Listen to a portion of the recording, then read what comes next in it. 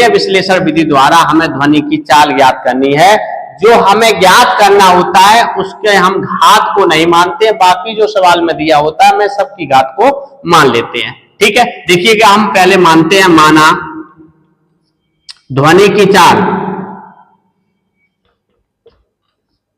ध्वनि की चाल v, फिर कॉमा लगा देंगे, फिर लिखेंगे माध्यम की प्रत्यास्थता a, इसकी घात मान लेंगे की घात a, फिर कॉमा लगा देंगे, फिर क्या लिखाएगा, तथा लिखा है तथा लिख देंगे, फिर लिखेंगे घनत्व की घात b पर निर्भर करती है,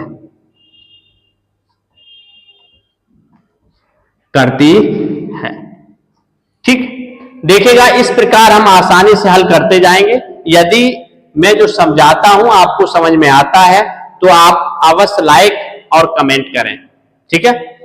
देखिएगा इसके बाद क्या है, हमें क्या ज्ञात करना है, ध्वनि की चाल ज्ञात करने हैं, तो हम ध्वनि की चाल को सबसे पहले लिखेंगे v, फिर हम अनुक्रमानुपाती या समानुपाती का चिन्ह लगा देंगे, फिर इसके बाद देखेंगे क्या दिया गया, प्रत्यास्थता ए दिया गया, ए लिख देंगे, इसकी घात कितनी है ए लिख देंगे, इसके बाद क्या दिया गया, घनत्व, घनत्व क्या है, घनत्व को किससे प्रदर्शित करते हैं, डी से, तो यहां पर डी लिख देंगे, ठीक है, और इसकी घात कितनी है बी लिख देंगे, ठीक है। अब क्या करेंगे, अब हम इस चिन्ह को हटा देंगे, तो जब इस चिन्ह को हटाते हैं, अनुक्रमानुपाती का चिन्ह हटाते हैं, तो एक स्थिरांक आ जाता है जिसे हम के बोलते हैं, ठीक है। यहां लिख देंगे ई पे घात ए और डी पे घात कितना हो जाएगा बी, ठीक है। इसको हम क्या मान लेंगे, समीकरण नंबर 1, क्यों कि जो के है वो क्या है, एक नियतांक है, क्या है, नियतांक, यहां लिख देंगे, ठीक है। अब समझिएगा, यहां लिखना चाहो चूंकि के क्या है, नियतांक है। अब समझिएगा यहां पर क्या लिखेंगे, अब हम दोनों पक्षों की क्या कर लिखेंगे, विमाएं, यहां पर लिख देंगे दोनों पक्षों की विमाएं लिखने पर, देखिएगा अब हम दोनों पक्षों की विमाएं लिखेंगे, तो v क्या है, v चाल है या वेग है, चाल की विमा कितनी होती है, l t पे घात माइनस के 1, ये लिख दी मैंने, बराबर लगा देंगे, k एक नियतांक है, इसकी विमा नहीं होती है, e क्या है, प्रत्यास्थता गुणांक है, तो इसकी विमा कितनी होती है, यहां लिख देंगे m l पे घात माइनस 1 t पे घात माइनस के 2, ठीक है। इस पे घात कितनी लिखी है, a लिख देंगे, घनत्व है तो घनत्व की विमा कितनी होती है, m l पे घात माइनस के 3, और इस पर b लिखा है तो हम क्या लिख देंगे b, ठीक। अब क्या करेंगे, देखिएगा यहां लिखेंगे l t पे घात माइनस के 1 बराबर लगा देंगे, इस जो घात चढ़ी हुई है इस घात का अंदर गुणा कर देंगे, इस पे घात क्या माना, इस पे m पे घात क्या माना जाता है, घात a, तो a का गुणा 1 में करेंगे तो क्या हो जाएगा, m पे पावर a का गुणा -1 में करेंगे तो l पे घात कितना हो जाएगा, माइनस के a, यहां पर लिखा है t, a का गुणा -2 में करेंगे तो माइनस के 2a, ठीक है।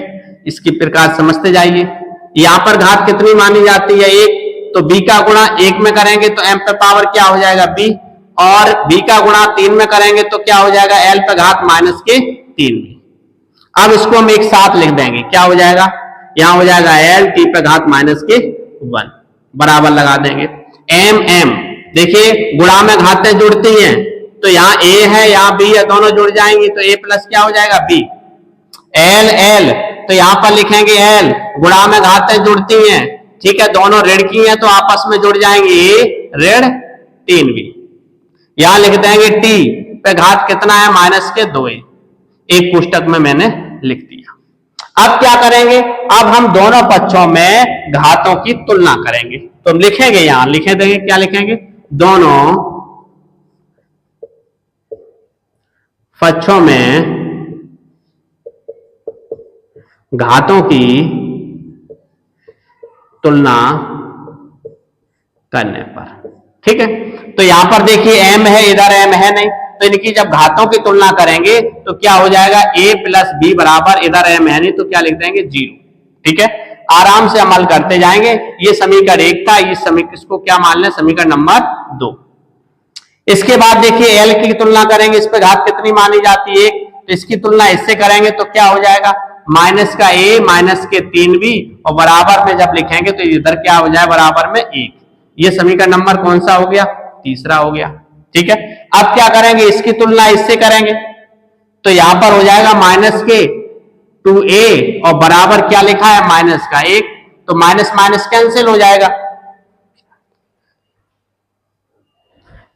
माइनस माइनस क्या हो गया, कैंसिल हो गया। ठीक है, अब यहां पर देखिए 2 गुणा में इधर जाएगा, किसमें हो जाएगा, भाग में, तो a बराबर क्या आ जाएगा, 1/2।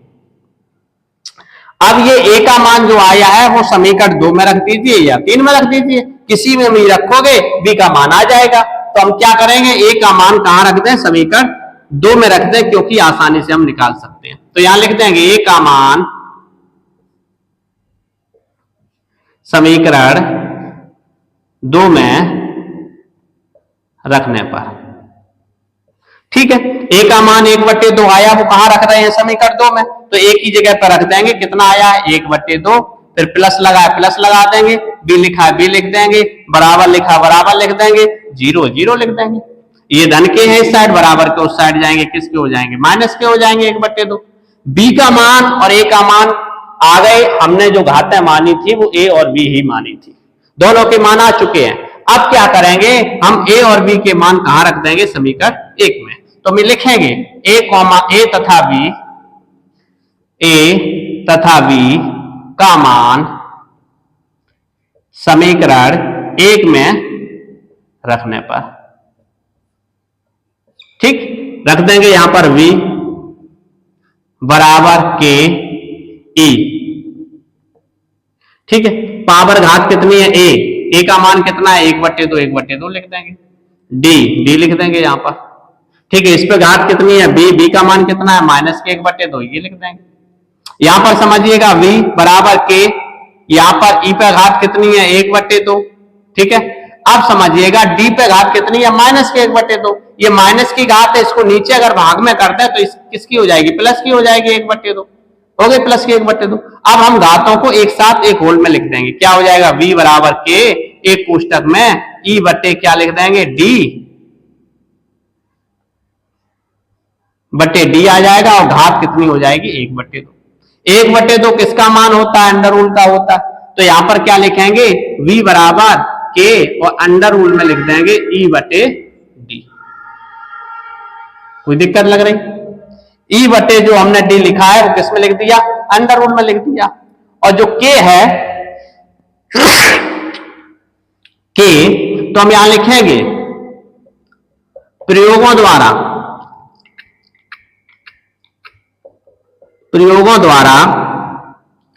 k बराबर 1 प्राप्त होता है। ठीक है, जब प्रयोगों द्वारा k बराबर हम क्या रख दें, 1 रख दें, तो यहां क्या आ जाएगा, v बराबर 1 रख देंगे तो अंडर रूल में आ जाएगा e/d। तो यहां v बराबर क्या आ जाएगा, 1 का गुणा इसमें करेंगे तो वही संख्या आएगी, तो e/ क्या आ जाएगा, d। ये हमारा क्या आ गया, सूत्र आ गया, किसका, ध्वनि की चाल का। इस प्रकार हम आसानी से सूत्र को प्राप्त कर सकते हैं। यदि मैंने इस सूत्र की जो उत्पत्ति विमीय विश्लेषण द्वारा समझाई है, यदि आपको समझ में आई है तो आप कमेंट करिए और मेरे चैनल को सब्सक्राइब कीजिए और लाइक कीजिए।